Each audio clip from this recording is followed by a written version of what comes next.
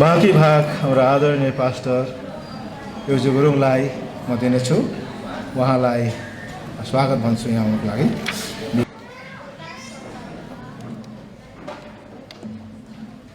यहाँहरू सबैलाई हार्दिक स्वागत गर्छु आजको यस विवाह कार्यक्रममा। आज काठमाडौँ ब्याप्टिस्ट चर्च म्यानेजरका दुई युवाको विवाह हुँदैछ, सूर्य आले मगर तथा अस्मिता तामाङ बिचमा। र आज हाम्रो बिचमा उपस्थित सबै जनहरू, प्रमुख जनहरू, आफन्तजनहरू, पाहुना मित्रहरू सबैलाई हामी हार्दिक स्वागत गर्छौँ। हुन्छ, मसँग तपाईँहरू पुस्तक हिब्रूको 13औं अध्याय पल्टाउन सक्नुहुन्छ। हिब्रू 13 अध्याय 4 पद। विवाह सबैको बिचमा आदरको योग्य मानियोस् र ओछ्यान निष्कलङ्क रहोस्, तर व्यभिचारीहरू र परस्त्रीगामीहरूलाई परमेश्वरले न्याय गर्नुहुनेछ। हामीले यस खण्डमा ज्यादै महत्त्वपूर्ण कुरा पाएका छौँ। विवाह सबैको बिचमा आदरणीय होस्, अथवा विवाह सबैको बिचमा आदर योग्य होस्। विवाह जीवन सम्बन्धमा सबैको बिचमा आदरणीय होस्। विवाह कार्यक्रम मात्र होइन, विवाह जीवन सम्बन्ध पनि। र विवाह करारका तथ्यहरू कुनै पनि तरिकाले नतोडियोस् र विवाह सबैका बिचमा सर्वथा आदरणीय पनि हुन्छ। आजीवन अविवाहित रहनुपर्ने सबै बाध्यात्मक व्यवस्थाहरू केवल मानव भ्रम र अपव्याख्या मात्रै हो। पवित्र शास्त्र पहिलो तिमोथी 4:3ले भन्छ, अन्तिम दिनहरूमा गलत शिक्षाहरूको प्रभाव विस्तार हुन्छ, जसले यो वा त्यो नखाने भन्ने कुरादेखि लिएर विवाहलाई प्रतिबन्ध लाउने, अविवाहित हुनुपर्ने आदि निर्देशनहरू समेत दिनेछ भनिएको छ। र परमेश्वरका मण्डलीका सेवकहरूले विवाह गर्न सक्छ। र कतिपय यस्ता समूहहरू छन् जसले चाहिँ नै परमेश्वरका जनहरू जो सेवा गर्छन्, है, उनीहरूले विवाह गर्नु हुँदैन। पास्टर होला, बिसप होला, आदि इत्यादि जे छ, अविवाहित हुनुपर्ने भन्ने खाले जुन शिक्षा आयो, यो चाहिँ नि धेरै अगाडि पहिलो तिमोथी 4:3मा परमेश्वरले भन्नुभए जस्तै यो गलत शिक्षाको दुष्प्रभाव हो। र हामी देख्छौँ कि कोरिन्थीको मण्डलीमा विवाह सम्बन्धमा यस्तै केही प्रश्नहरू पनि उठेको हो कि विवाह गर्नु उचित छ। पावललाई यो सोधिएको थियो र पावल प्रेरितले भनेका छन् विवाह असल, विवाह गर्न सकिन्छ। यद्यपि विवाह चाहिँ नै नितान्त व्यक्तिगत मामिला पनि हो। र हामी देख्छौँ कि ग्रिक सोसाइटीमा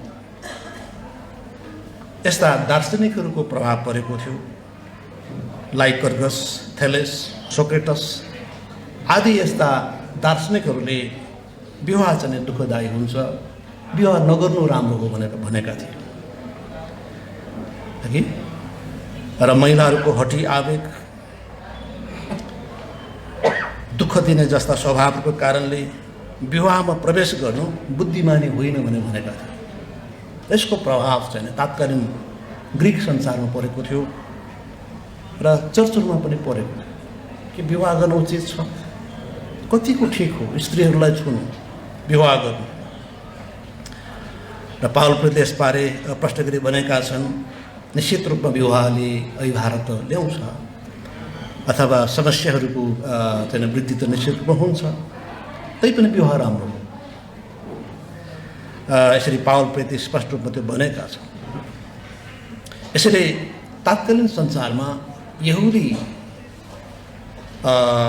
शिक्षा र ग्रिकहरूको फिलोसफी बिचमा अन्तर्द्वन्द भयो र यहुदीहरूले बारम्बार विवाहलाई जोड दिन्थे, विवाह असल हो, विवाह परमेश्वरबाटको हो। त्यसैले जब उमेर हुन्छ विवाह हुनुपर्छ। र यहुदीहरूको बिचमा 20 वर्ष पुगेका सबै पुरुषले विवाह गर्न पर्छ, विवाह नगरेमा त्यो पाप हो समेत भनेका थिए। यसैले यहुदी समाज जो परमेश्वरको वचन बाइबलबाट अभिप्रेरित थियो, शिक्षित थियो र उनीहरूले सधैँ विवाहलाई जोड दिन्थे। तर ग्रिक दर्शनले चाहिँ नै मानिसहरूलाई गलत प्रभाव पारिरहेका थिए र विवाह गर्नु झन्झटपूर्ण छ, विवाह गर्नु फाइदाजनक छैन र यसको प्रभाव ख्रिस्टीय जगतमा पनि सरेको हो। यसको फलस्वरूप विभिन्न यस्ता झुन्डहरू तयार भए जसले यस्ता शिक्षाको प्रचार प्रसार गरे। मोनेस्टरीहरू, नन्नरीहरूको सुरुवात भयो। विवाह नगरी कुनै पहाड, कुनै अनकन्टारमा विशाल घर बनाएर ठुलो सङ्ख्यामा पुरुषहरू बस्ने, है, अध्ययन गर्ने, प्रार्थना गर्ने, है, त्यो किसिमको मोनेस्टरीको सुरुवात भयो। र त्यसरी महिलाहरू पनि विवाह नगर्ने भए, नन्नरीहरूको सिस्टम सुरु भयो र यो प्रभाव चाहिँ अन्य धर्महरूमा पनि फैलिँदै गएको देखियो। तर पवित्र शास्त्र बाइबलले यो भनेको छैन कि विवाह चाहिँ नै गर्न हुँदैन, यो फाइदाजनक छैन, यो भनेको छैन। विवाहको बारेमा ज्यादै स्पष्ट गरी शिक्षा प्रदान गरेको किताब भनेको बाइबल, जसले बयान गर्दछ कि प्रारम्भिक चरणमै जब परमेश्वरले मानिस सृष्टि गर्नुभयो, विवाहको पनि सृजना गर्नु। यसैले परमेश्वर वचनको सार यो हो। हितोपदेश 18:22 भनेको छ, जसले पत्नी पाउँछ उसले असल कुरा पाउँछ र परमप्रभुबाट कृपा प्राप्त गर्छ। यसैले पत्नी पाउनु आशिष पाउनु। यसैले पुरुषहरू विवाह गर्न हच्किनुहुन्न। यसको माने पुरुषहरू विवाह गर्न हतार गर्नुपर्छ भनेको होइन। हरेक कुराको समय छ, हैन, प्रबन्धहरू हुन आवश्यक छ, हैन। विवाह पनि बुवाकै पैसाबाट गर्ने अनि श्रीमती पाल्नलाई पनि बुवाकै पैसाको प्रयोग हुने, यो त बाइबलको शिक्षा होइन। यसैले पुरुषले शिक्षा अध्ययन गर्ने कुराहरू, हैन, कुनै व्यवसाय अध्ययन गर्ने कुराहरू, व्यवसाय गर्ने कुराहरू सबै पर्छ। र हितोपदेशले यो पनि भनेको छ, पहिला खेत तयार गर, त्यसमा आफूलाई उपयुक्त बनाऊ, वा fit, make it fit for thyself बनाउँछ, त्यसपछि मात्र घर बनाऊ। बाइबलले शिक्षा यो हो कि विवाह गर्नुपर्छ। विवाह आदरणीय कुरा हो, कुनै पनि हालतले विवाह खराब कुरा होइन। यदि कसैले विवाह गरेन भने के हुन्छ? यो त तेस्रो, पाँचौँ, चौथो, पाँचौँ महायुद्ध हुनुभन्दा पनि खराब। मानिस सकिन्छ। जसरी युद्धले मानिसलाई समाप्त गर्छ, विवाह हुनु हुँदैन भन्ने अभियानले मानव समाजलाई सताप पार्छ। यो गलत नीति, गलत शिक्षा हो। यसर्थ परमेश्वरको वचनमा विवाहलाई असल भनेको छ। यसो भएको हुनाले हामीले सधैँ याद गर्न आवश्यक छ कि विवाह आदरणीय हुन्छ र विवाहले पवित्र विवाहको पनि शिक्षा प्रदान गर्छ। ओछ्यान नबिटोलियोस् भन्नको तात्पर्य ओछ्यान निष्कलङ्क रहोस्, हिब्रू 13:4 भनेको छ। किनकि यस्तो कार्यले विवाह करारलाई तोड्छ। व्यभिचारीहरू, परस्त्रीगामीहरू परमेश्वर राज्यका हकवालाहरू हुने छैन। यसैले विवाह चाहिँ आदरणीय हुनुपर्छ र आफ्नै हौजाबाट पानी पिउ, हितोपदेश 5:15 भनेको छ। आफ्नै जवानीकी पत्नीसँग आनन्दित हौ, हितोपदेश 5:18 भनेको छ। र उसैको प्रेममा सधैँभरि मग्न हौ, हितोपदेश 5:19 भन्छ। यसैले एक पुरुष एक महिलासँग विवाह गर्नु बाइबली शिक्षा हो। बहुविवाहलाई बाइबलले अपराध भनेको छ, दुष्टता भनेको छ। यसर्थ विवाह परमेश्वरबाटको हो। यसका लागि स्पष्ट क्राइटेरियाहरू छन्, मार्गदर्शनहरू छन्। यसैले विवाह आदरणीय हो, किनकि विवाह परमेश्वरबाटको। विवाहका संस्थापक परमेश्वर हुनुहुन्छ, जसले भन्नुभएको मानिस एक्लो रहन असल होइन र तिनका निम्ति तिनीसँग मेल खाने एउटा सहयोगी बनाउनेछु। उत्पत्ति 2:18 उल्लेख भएको छ। यसर्थ विवाह चाहिँ परमेश्वरबाटको हो र विवाह चाहिँ करारद्वारा सम्पन्न हुन्छ। जब आदमले परमेश्वरबाट तयार पारिएको पत्नीलाई स्वीकार गरे, तिमी मेरो हाडको हाड र मासुको मासु, त उनले आफ्नो शरीरको रूपमा स्वीकार गरे। त्यसलाई करार भनिन्छ। आज हाम्रो बिचमा गरिने काम पनि त्यही, मूलत त्यही भनिन्छ। चाहे दुःख होस् चाहे सुख होस्, म तिमीलाई प्रेम गर्नेछु, आदर दिनेछु, सँगै रहनेछु र मूल कुरो त्यही, मेरो आफ्नो शरीरको रूपमा तिमीलाई म हेर्नेछु, त्यस रूपमा म ग्रहण गर्छु। यसर्थ विवाह चाहिँ असल कुरा हो र विश्वास चाहिँ विवाह चाहिँ जीवनभरको लागि हो।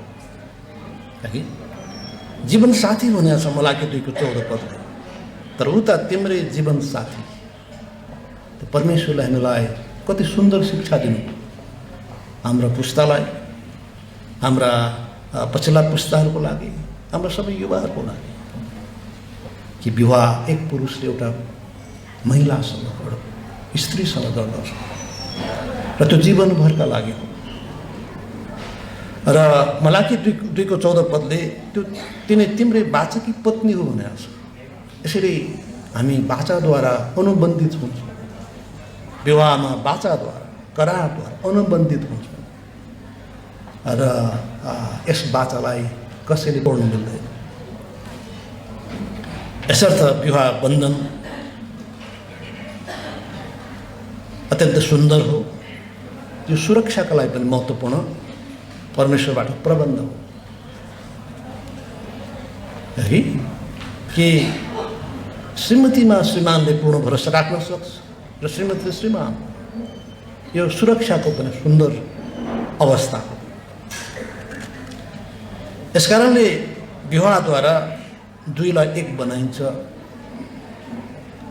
र मत्ती 19:6ले भनेको छ, यसकारण तिनीहरू अब उसो दुई होइन तर एउटै शरीर हुन्। यसकारण जसलाई परमेश्वरले एकसाथ जोड्नु भएको छ त्यसलाई मानिसले अलग नपारोस्। धेरै पटक विवाह बन्धन तोडिनमा मानिस कारक बन्छ। कहिले काहीँ सासू ससुराको कारणले होला है, अथवा श्रीमानको बुवामा कारणले होला, अथवा कहिले श्रीमतीको बुवामा कारणले पनि हुनसक्छ र श्रीमान वा श्रीमती स्वयं आफ्नै कारणबाट पनि हुनसक्छ। कसैले पनि विवाहलाई अलग नपारोस्। कति सुन्दर शिक्षा परमेश्वरको। र हामी पाउँछौँ कि कुनै पनि हालतमा विवाह बन्धन तोडिनुहुन्न र विवाहले दुईलाई एक बनाउँछ। यसै कारण उत्पत्ति 2:24 पदले भनेको छ, यसै कारण मानिसले आफ्ना बाबुलाई र आफ्नै आमालाई छोड्नेछ र आफ्नै पत्नीसँग टाँसिनेछ र तिनीहरू एउटै शरीर हुनेछ। विवाहका केही महत्त्वपूर्ण प्रिन्सिपल्स, सिद्धान्तहरू यहाँ पाउँछौँ है। त्यो के त भन्दाखेरि तीमध्ये एउटा चाहिँ के त भन्दाखेरि स्वतन्त्र परिवार है। विवाहबाट एउटा नयाँ परिवारको उदय हुन्छ। यहाँ भनिएको छ विवाहको प्रारम्भमै कि आफ्नो बुवाबाट अलग हुन्छ र आफ्नो पत्नीसँग मिलिरहन्छ अथवा आफ्नो पत्नीसँग जिउँछ। र यो नियम चाहिँ बाइबलले नियम हो। र दोस्रो नियम चाहिँ हामी के देख्छौँ कि ती सँगै रहन्छ, एकसाथ जिउँछ। र पहिलो कुरिन्थी 7:5 पदले स्पष्ट गरेर भनेको छ, थोरै बेरको लागि आपसी सहमतिमा बाहेक एकअर्काबाट अलग नहुनु। यी बाइबलीय सिद्धान्तहरू हुन् विवाह सम्बन्धमा। विवाहले दुईलाई एक बनाउँछ, विवाहले नयाँ परिवारको सृजना गर्छ र विवाहले दुईलाई एकसाथ बनाउँछ। काहीँ कतै कुनै किसिमले तरिकाले अलग सबै उही हो, परदेशी हो, तर आफ्नो स्वतन्त्र परिवारको निर्माण गर्छ, विकास गर्छ र साथै ती एकसाथ बस्छ। आर्थिक बाध्यताले कोही कसैलाई परदेश वा स्वदेश पार्छ, त्यो बहाना मात्रै, आर्थिक कारण बहाना मात्रै। प्रिय हो, हामी यो बुझौँ। म अपेक्षा गर्छु हाम्रो युवाहरूले त्यो बुझ्नुहुन्छ कि विवाह ज्यादै ठुलो आशिष हो। यसको लागि हामी तयार हुनुपर्छ। विवाहको लागि तयार हुनु भनेको त्यसै गरेर मूलत पुरुषले अध्ययन गर्ने हो, व्यवसाय सिक्ने हो, काम गर्ने हो, कमाई गर्ने हो, प्रबन्ध गर्ने हो, विवाह गर्ने। उहाँहरूलाई एक एकवटा परमेश्वरको आज्ञा छ। मलाई कतिवटा मतभेद होला होइन, एउटालाई एउटा रङ मन पर्ला, अर्कोलाई अर्को रङ मन पर्ला, त्यो केही छैन। आफ्नो चोइसहरू फरक फरक हुन्छ, तर अन्तिम निर्णय श्रीमानले गर्छ। यसको माने यो होइन कि श्रीमानले चाहिँ जेसुकै निर्णय गरे पनि त्यो यसमा आमेन हुनुपर्छ भन्ने होइन। गलतलाई श्रीमतीले गलत भन्छ। जहाँसम्म जुन बाटो हिँडे पनि हुन्छ, जुन रङ छाने पनि हुन्छ, घरमा कुन चाहिँ पेन लाउने आफ्नो चोइस हुनसक्छ, तर अन्तिम निर्णय श्रीमानले गर्छ। एउटा उदाहरण हो। र त्यसै गरी आजका दुलहालाई परमेश्वर आज्ञा गर्नुभएको छ आफ्नो पत्नी प्रेम। त परमेश्वर यस वचन सुनाइमा आशीष दिनुभएको होस् र हामी अन्तमा विवाह करारको लागि बढ्नेछौँ र हामी सबैजना यसका लागि तयार हुनेछौँ र विवाह करारद्वारा विवाह सम्पन्न हुन्छ भन्ने कुरा हामी हेरेका छौँ। अब यहाँ आजका विवाह कार्यक्रमको प्रमुख भागमा हामी जाँदैछौँ। आजका विवाह जोडीलाई आफ्नो ठाउँमा उभिनु म अनुरोध गर्छु र सर्वप्रथम आजका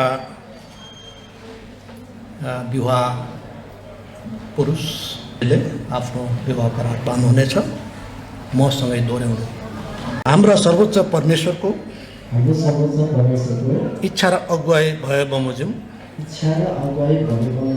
आज म सूर्य तपाईँ अस्मितालाई मेरो जीवन साथी सहयोगी र पत्नीको रूपमा हाम्रा परमेश्वर उहाँका मण्डली र यस जनसमुदायका सामु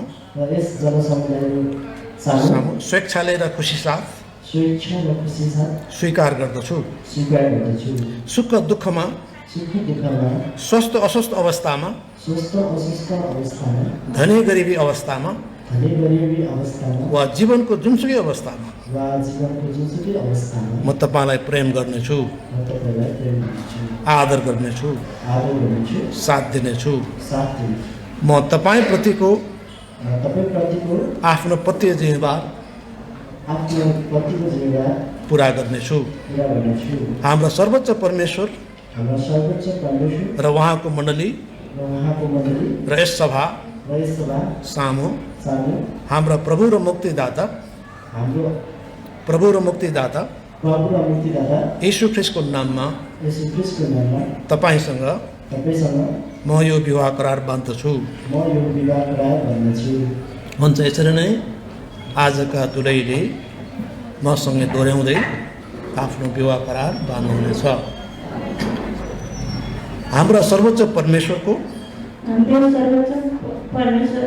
इच्छा र अगुवाई भए बमोजिम आज म अस्मिता तपाईँ सूर्यलाई मेरो जीवन साथी सहयोगी र पतिको रूपमा हाम्रा परमेश्वर उहाँका मण्डली र यस जनसमुदायका सामु स्वेच्छाले र खुसी साथ स्वीकार गर्दछु। सुख दुःखमा स्वस्थ अस्वस्थ अवस्थामा धनी गरिबी अवस्थामा वा जीवनको जुनसुकै अवस्थामा म तपाईँलाई प्रेम गर्नेछु, आदर गर्नेछु, साथ दिनेछु। म तपाईँप्रतिको आफ्नो पत्नीको जिम्मेवार पत्नीको जिम्मेवार पुरा गर्नेछु। पुरा गर्नेछु। हाम्रा सर्वोच्च परमेश्वर सर्वोच्च परमेश्वर उहाँको मण्डली हाम्रो मण्डली र यस सभा सामु यस सभा सामु हाम्रा प्रभु र हाम्रा प्रभु र मुक्तिदाता मुक्तिदाता यीशु ख्रिस्टको नाममा यीशु ख्रिस्टको नाममा तपाईसँग म यो विवाह करार बाँध्दछु। म यो विवाह करार बाँध्दछु। उहाँहरूले आपसमा विवाह करार बाँध्नुभएको छ र अब उहाँहरूले औँठी आदान प्रदान गर्ने कार्य गर्नुहुनेछ।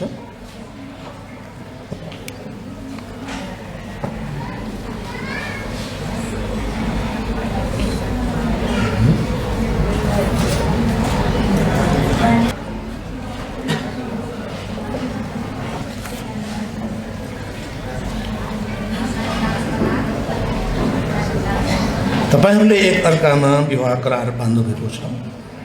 विवाह करारको प्रमाणस्वरूप औँठीहरूको आदान प्रदान गर्नुभएको छ।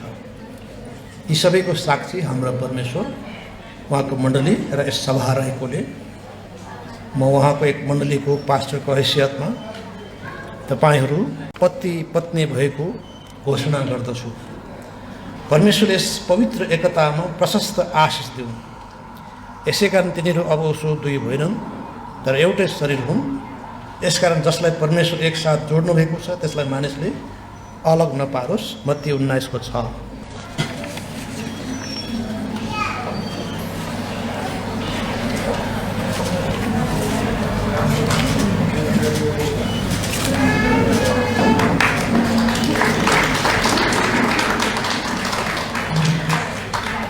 हस्, धन्यवाद। अब हामी नव जोडेका निम्ति प्रार्थना गर्न गइरहेका छौँ।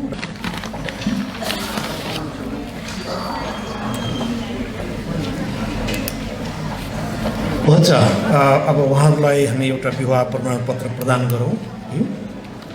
सर्टिफिकेट अफ म्यारेज विवाह प्रमाणपत्र यो प्रमाणित गरिन्छ कि श्री सूर्य आले मगर तथा सुश्री अस्मिता तामाङ बिच परमेश्वर मण्डली काठमाडौँ बप्तिस्ट चर्च एबनेजर कोटेश्वर काठमाडौँमा परमेश्वर इच्छा र अगुवाई अनुसार माघ 5, 2017 तदनुसार जनवरी 18, 2021 पवित्र विवाह सम्पन्न गरिएको हो।